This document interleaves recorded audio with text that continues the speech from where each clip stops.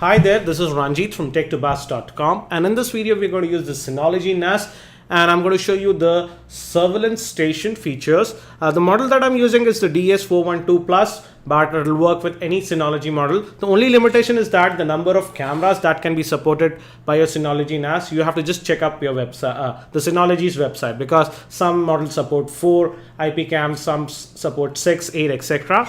And for this test, I'm going to use this Axis IP camera. I had done the unboxing of this a couple of months ago, so you can check out that for more info. Now we just log into our disk station manager. And I'm also going to show you the mobile application using which also you can do the surveillance. The first thing we do is install the surveillance station. I have already done the same. If it's you haven't done the same, just go to the package center. And from the available tabs, you'll find it over here. Hit install and it should install and it should come here. And just make sure that you're running the latest version. At the time of recording, that's December 2012, the latest version of surveillance station is version 6. And I'm just going to invoke it now. And as you can see, we do not have any IP camera configured yet. If you haven't installed your IP camera yet, I suggest that you install the same. And after installing it, you can add it to the Synology NAS. Just click here and use this add camera option. And you get this wizard. Hit the next option. And we're going to use the complete setup. And we can name the camera. As I have just one camera, I'm going to name it as Axis 1. And if you know the IP address, you can just type in or just hit this button. And this utility should find all the IP cameras in your network. So I'm going to select the one and now give the password for your IP camera and hit this test connection. And it has found our camera. Hit the next. And from here you can adjust the recording settings.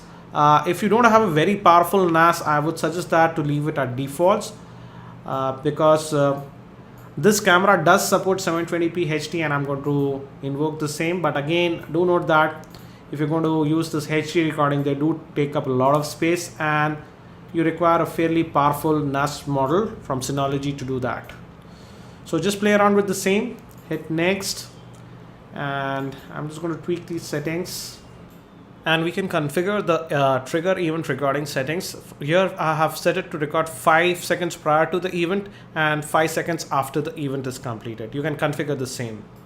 And I'm going to limit the archive to about 30 GB. Hit next. And I want to do the recording only when there is motion detection, so I just check mark the same, hit next. And I'm going to use the motion detection by the surveillance station, so I use this option and we just hit finish. Now we have set up the camera, but we haven't set up the triggering events. To do the same, we go to this advanced option and hit this motion detection, and from here we can set up the detection area. For example, for me, let's say this is where my hand is waving. I wanted to start recording when something happens in that area. So I'm going to add with the same. So I'm going to hit this detection area option and add, click the add button. And I'm going to name it as, let's name it as hand 1.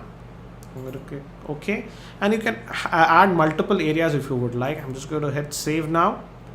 And hit the close, and now we have actually configured our the IP camera. If you have multiple IP cameras, do the same now.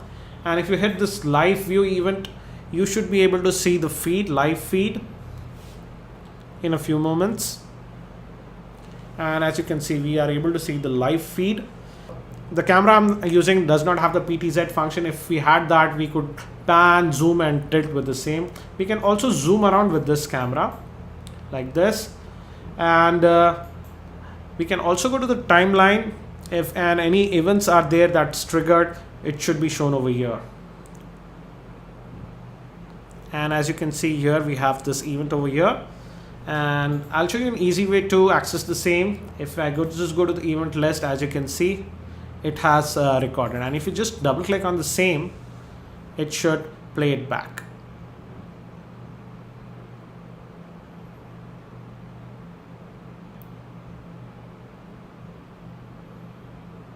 and it recorded because the event was triggered.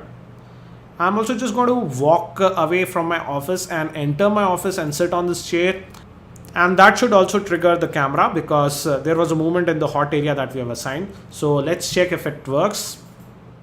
I had just walked into my office, and as you can see we have a new event over here, and let's play it back.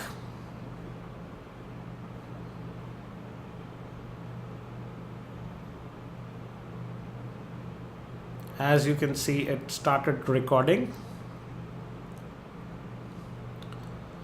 So this way you can configure this IP camera and assign the hot zones.